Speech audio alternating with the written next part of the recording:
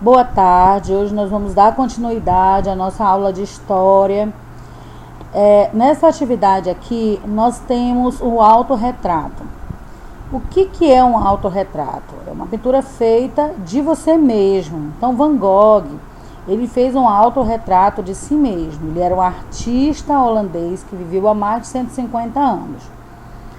Então, ele viveu entre 1853 e 1890. Isso aqui é uma pintura a óleo de 1889. Então, tem um roteiro aí para seguir para fazer essa atividade. Pode ser no caderno, pode ser em uma folha avulsa.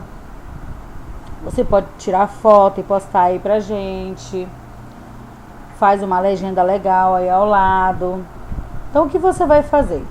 Pense em como você quer parecer. Alegre, triste, pensativo.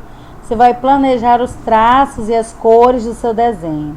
Van Gogh usou muita cor azul.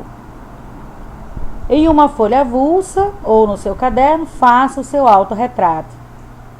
E aí, em sala de aula, nós vamos organizar uma exposição das imagens que vocês irão realizar aí. Lá nós vamos analisar e falar um pouco da obra de arte de vocês, para os colegas. Na página 39, nós temos aí uma fotografia de 1875, de Recife, retirada por Mark Ferrers. Mark Ferrers, que foi um outro famoso, só que dessa vez fotógrafo, não pintor. Então ele tirou essa fotografia, que é de 1875, e você vai observar tudo para poder responder essas duas questões aí.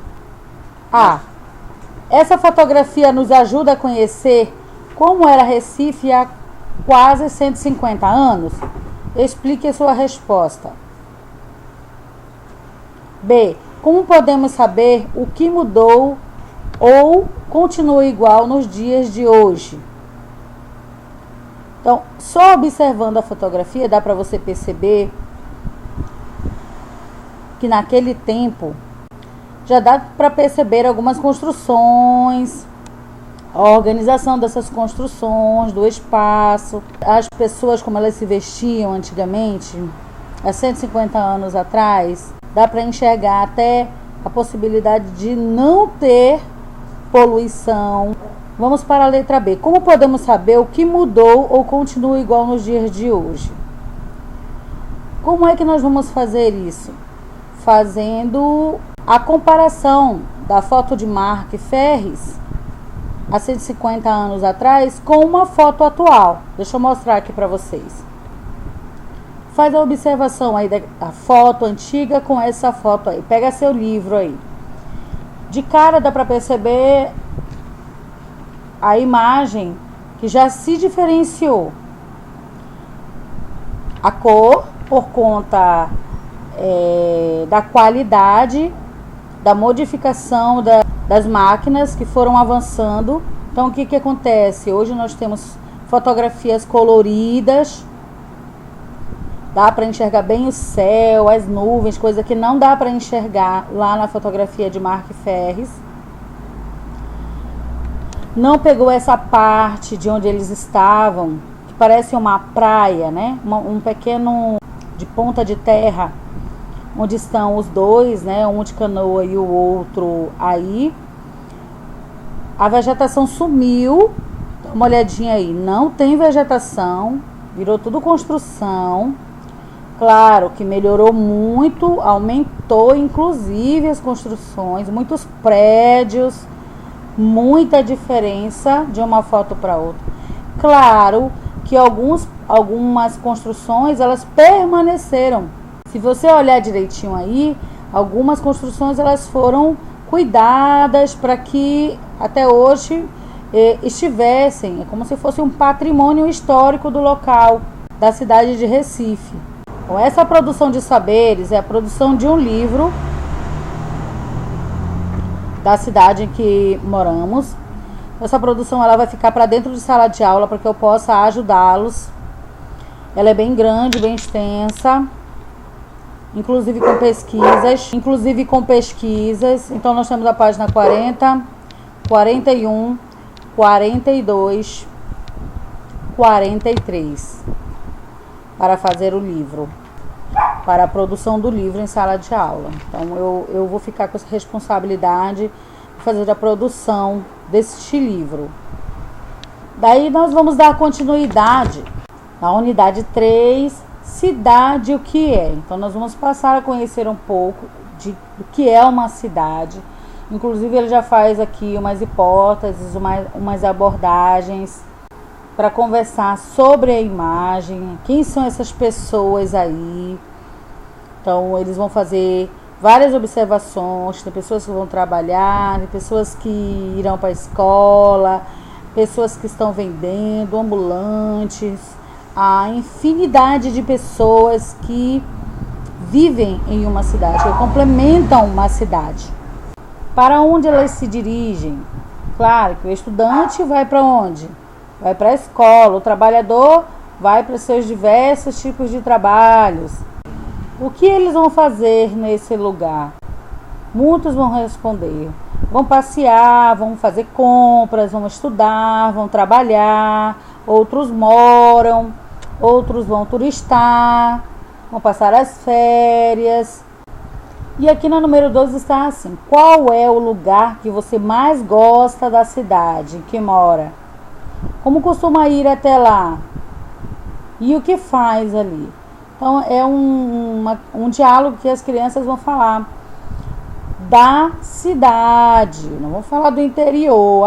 Eu gosto de ir lá para passear. Da cidade.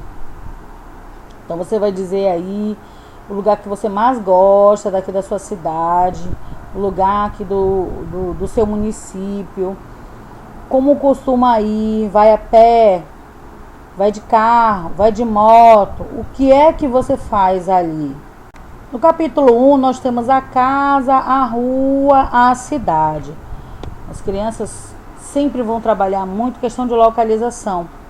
Então nós temos aqui como é a sua casa. Como é a sua casa aí? Ela é grande, ela é pequena, ela tem quantos cômodos? Está em construção, já está terminada, não tem casa, vive de aluguel. Como é a casa em que você mora?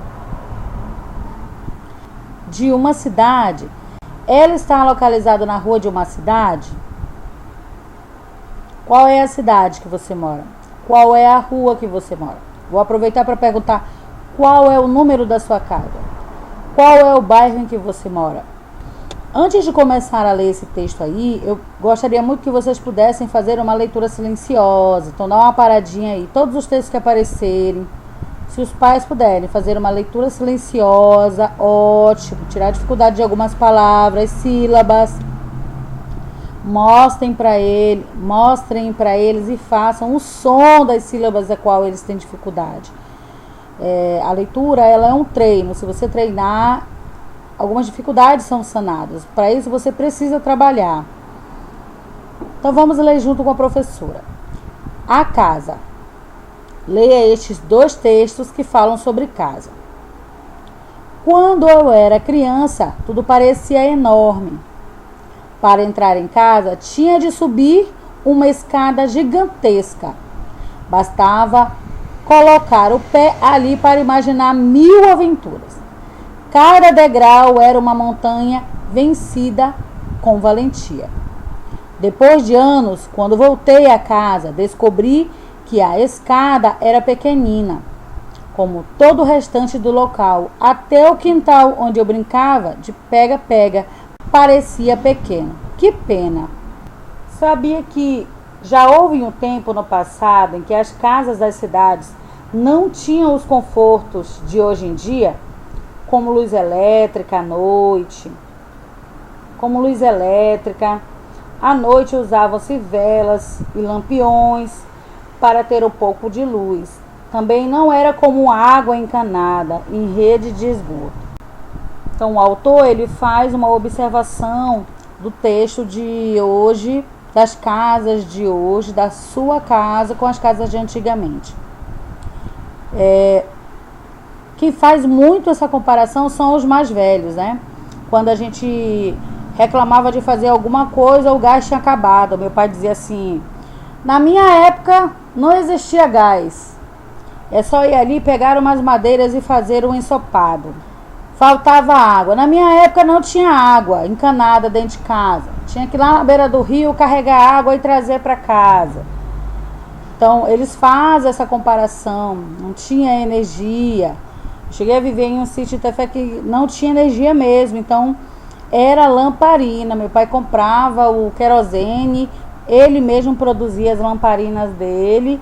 E nós ficávamos até um momento à noite e depois ele apagava para que nós pudéssemos dormir.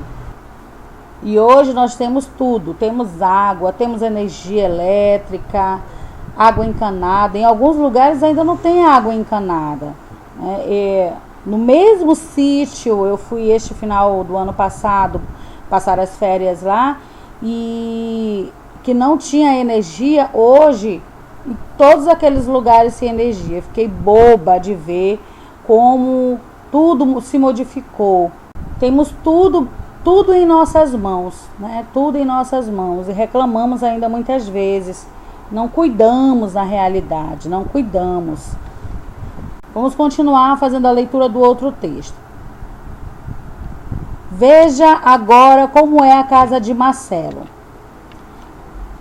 Tem casas que ficam bem junto da calçada e outras que ficam lá no fundo e tem jardim na frente, como a casa de Terezinha. E tem umas que tem um espaço grande nos fundos e que se chama quintal, como a casa do Catapimba. Na minha rua tem a minha casa. A minha casa não é grande nem pequena. E tem um jardim na frente com outra casa dentro. A do meu cachorro, o Latildo.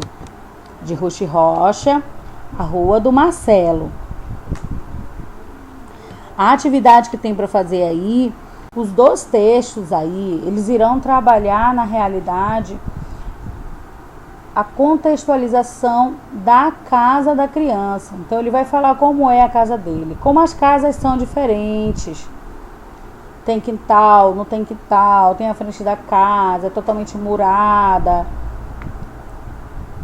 Para facilitar, nós vamos fazer essa atividade aqui. Agora é hora de mostrar a sua casa.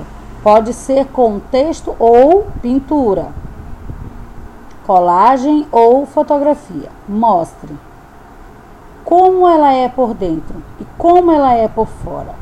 Lembre-se de colocar nas duas representações, mostrando como você usa esses espaços.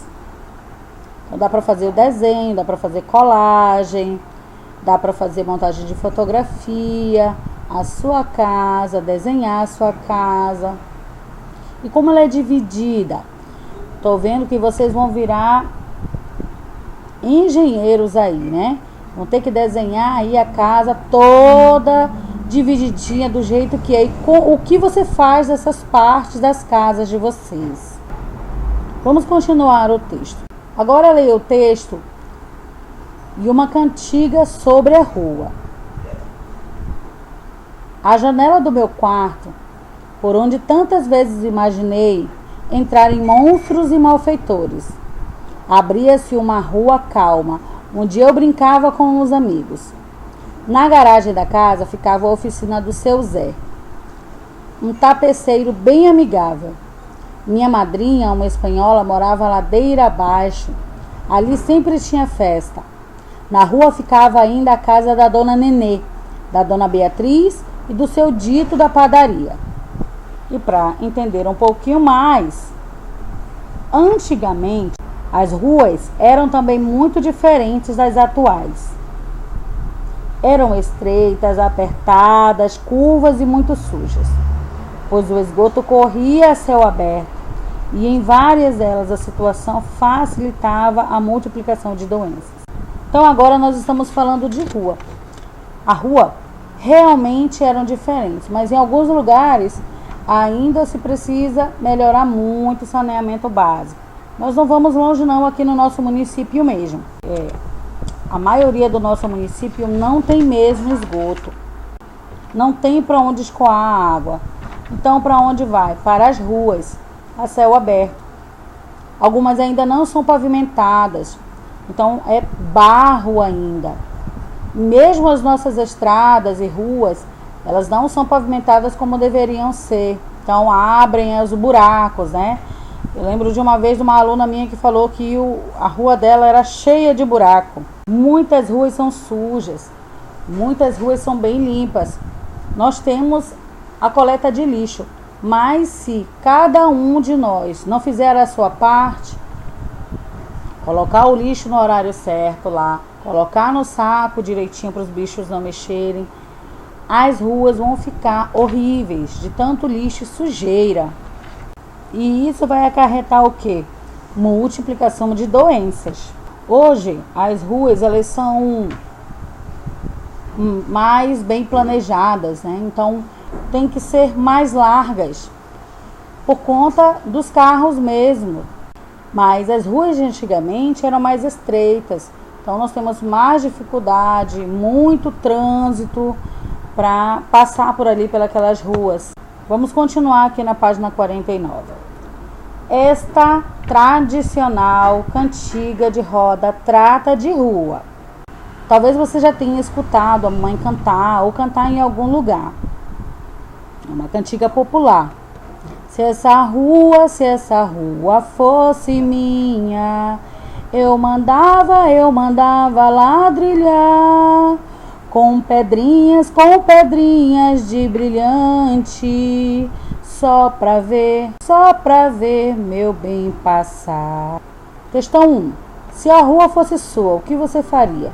Pegue uma folha de papel aí e vai desenhar a sua rua do jeito que você gostaria que fosse. Hoje nós trabalhamos o livro didático de história, das páginas 38 a 40, e a apostila não foi trabalhada hoje, porque nós vamos deixar um outro momento para dar continuidade à apostila de história. Boa aula para todos, boa tarde, qualquer coisa eu estou aqui, gente.